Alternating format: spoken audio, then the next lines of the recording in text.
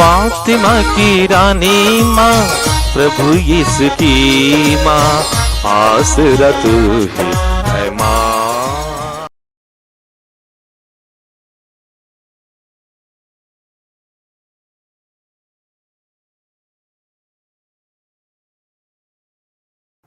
पहला पाठ रोमियो के नाम संत पौलुस का पत्र, अध्याय 13, पद संख्याएं 8 से 10 तक। भ्रातृ प्रेम का ऋण छोड़कर और किसी बात में किसी का ऋणी ना बने।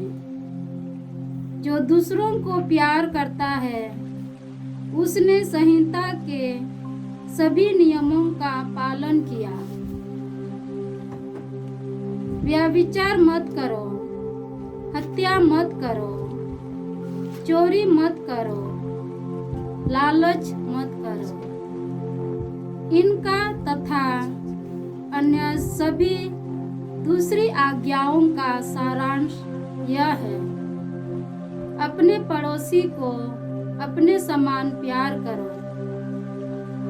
प्रेम पड़ोसी के साथ अन्याय नहीं करता, इसीलिए जो प्यार करता है या संहिता के सभी नियमों का पालन करता है। प्रभु की वाणी। ईश्वर को धन्यवाद। भजन अनुवाक्य। धन्य है वह मनुष्य जो तरस खाकर उधार देता है। धन्य है वह मनुष्य जो तरस खाकर उधार देता है। धन्य है वह जो प्रभु पर श्रद्धा रखता और उसकी आज्ञाओं को हृदय से चाहता है। उसका वंश पृथ्वी पर फलेगा फूलेगा। प्रभु की आशीष धर्मियों की संतति पर बनी रहती है। अनुवाक्य।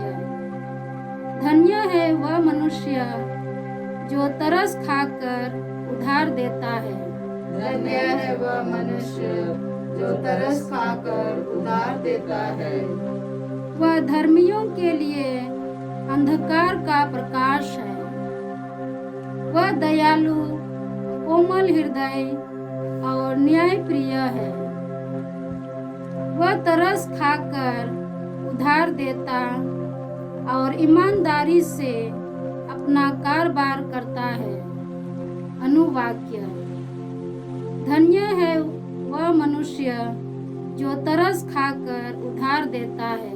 धन्य है वह मनुष्य जो तरस खाकर उधार देता है।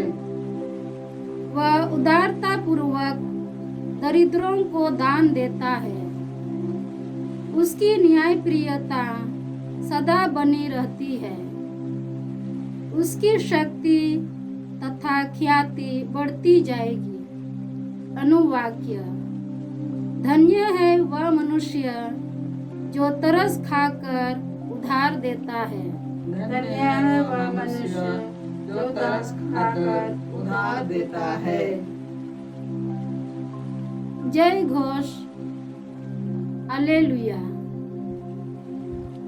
यदि मसीह के नाम के कारण आप लोगों का अपमान किया जाए तो अपने को धन्य समझिए, क्योंकि ईश्वर का महिमामय आत्मा आप पर छाया रहता है।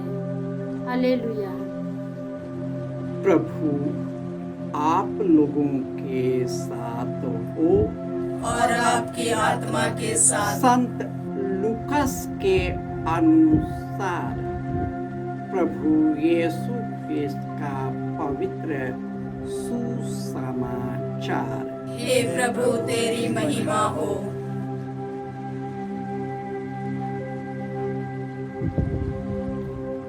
अध्याय 14 पद संख्याएं 25 से 33। यीशु के साथ साथ एक विशाल जनसमूह चल रहा था। उन्होंने मुड़कर लोगों से कहा, यदि कोई मेरे पास आए और अपने माता पिता, पत्नी, संतान, भाई बहनों और यहाँ तक कि अपने जीवन से बैर न रखे तो वह मेरा शिष्य नहीं हो सकता। जो अपना क्रूस उठाकर मेरा अनुसरण नहीं करता वह मेरा शिष्य नहीं हो सकता। तुम में ऐसा कौन है जो मीनार बनवाना चाहे और पहले बैठकर खर्चे का हिसाब न लगाए और न देखे कि क्या उसे पूरा करने की पूंजी मेरे पास है? कहीं ऐसा न हो कि नींव डालने के बाद वह पूरा न कर सके और देखने वाले यह कहकर उसकी हंसी उड़ाने लगे, इस मनुष्य ने विश्राम कार्य प्रारंभ तो किया किंतु यह उसे पूरा नहीं कर सका। अथवा कौन राजा ऐसा होगा जो दूसरे राजा से युद्ध करने जाता हो और पहले बैठकर यह विचार न करे कि जो 20,000 की फौज के साथ मुझ पर चढ़ा आ रहा है, क्या मैं 10,000 की फौज से उसका सामना कर सकता हूँ? यदि वह सामना नहीं कर सकता तो जब तक दूसरा राजा दूर है वह राजदूतों को भेजकर संधि के लिए निवेदन करेगा। इसी तरह तुम में से जो अपना सब कुछ नहीं त्याग देता वह मेरा शिष्य नहीं हो सकता। यह प्रभु का समाचार है। हे क्रिस्त तेरी स्तुति हो। ख्रिस्त में प्यारे भाइयों और बहनों, धन्य है वह मनुष्य जो प्रभु पर श्रद्धा रखता है, उसके हृदय को, उसकी आज्ञाओं को हृदय से चाहता है, सब कुछ में प्रभु को प्यार करता है, उसको पहला स्थान देता है, उसका वंश फलेगा फूलेगा, उसके धर्मियों की संतति को आशीर्वाद प्राप्त होगा। वह धर्मियों के लिए अंधकार का प्रकाश, दयालु, कोमल, न्यायप्रिय ईश्वर है। वह तरस खाकर उधार देता और ईमानदारी से उसका कारोबार करता है। इसलिए हम नहीं डरते, क्योंकि प्रभु ही मेरी ज्योति और मुक्ति है। वही मेरे जीवन की रक्षा करता है, तो मैं किससे डरूं? यही कारण है कि हम ईश्वर के प्रेम, प्रभु यीशु के प्रेम को अपने जीवन में धारण कर हम अपने पड़ोसियों को वैसा ही प्यार करें जैसे हम ईश्वर को प्यार करते हैं। भातृ प्रेम को छोड़ और किसी बात में किसी की ऋणी न बने। उनके पाप और कुकर्मों का अनुकरण न करें। अपने पड़ोसी से को अपने समान प्यार करे, उसके साथ अन्याय न करे, क्योंकि जो अपने पड़ोसी से अन्याय करता है वह ईश्वर के नियम को भंग करता है। यही कारण है कि आज प्रभु यीशु कहते हैं, जब तक कोई ईश्वर को सबसे बढ़कर प्यार न करे,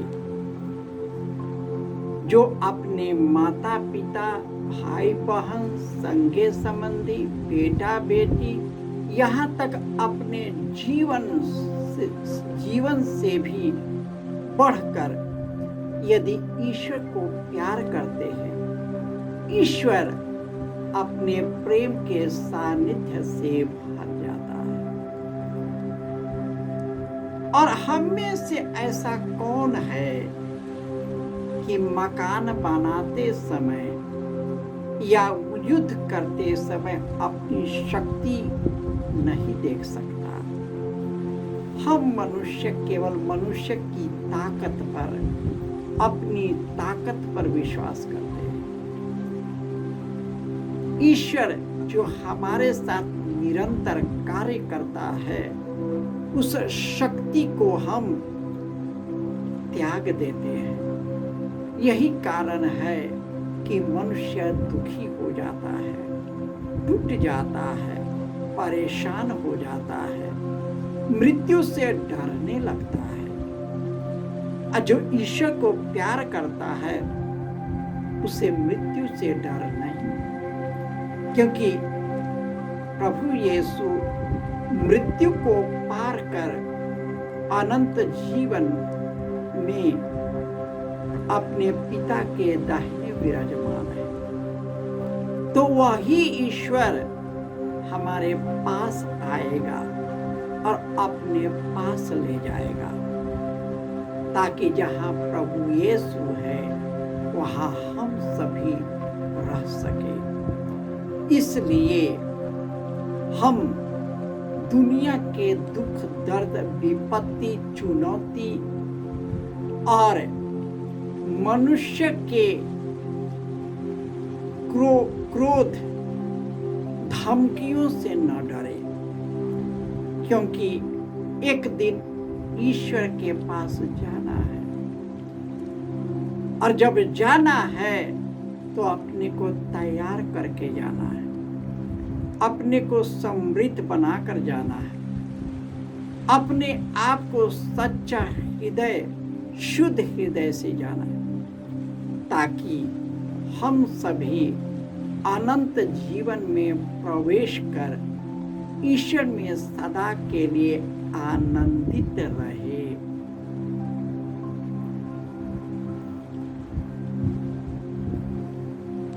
जय यीशु।